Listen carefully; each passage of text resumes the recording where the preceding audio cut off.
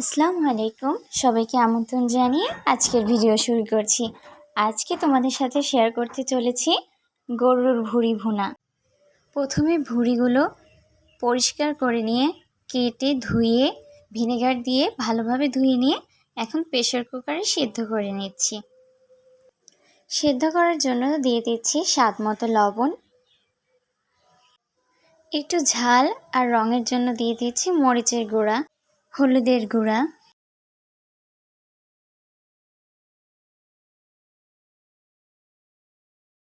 এবার পানি দিয়ে সিদ্ধ করে নেওয়ার পালা।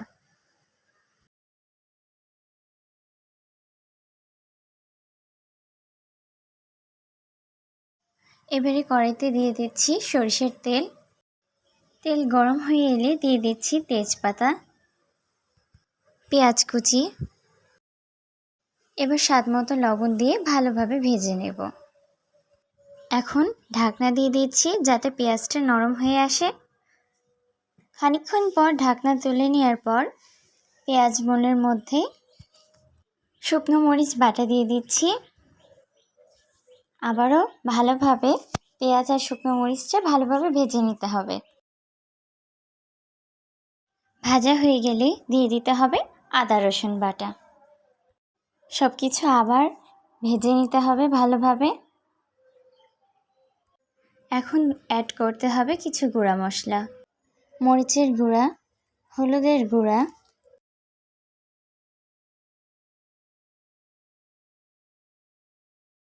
ধনিয়ার গুঁড়া। এবার সব ভালোভাবে মিশিয়ে নিচ্ছি। এখন পানি দিয়ে ভালোভাবে কষিয়ে নিচ্ছি।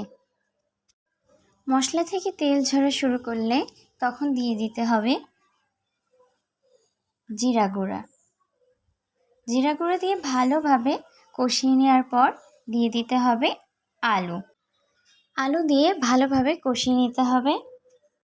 এবারে এর মধ্যে দিয়ে দিচ্ছি স্বাদ মতো লবণ। ঢাকনা দিয়ে ঢেকে আলুগুলো ভালোভাবে সেদ্ধ করে নিচ্ছি। আলু সেদ্ধ করে নেওয়ার পর এবারে দিয়ে দিচ্ছি এক ভুঁড়ি আর দিয়ে দিচ্ছি পরিমাণ মতো পানি। পানি দিয়ে ভালোভাবে মিশিয়ে নিয়ে দিয়ে দিচ্ছি জিরা বাটা। এখন ঢাকনা দিয়ে ঢেকে নিয়ে সেদ্ধ করলেই তৈরি আমাদের গরুর ভুঁড়ি ভুনা। আর শেষে কিন্তু জিরা গুঁড়া দিয়ে নামিয়ে নিয়েছি।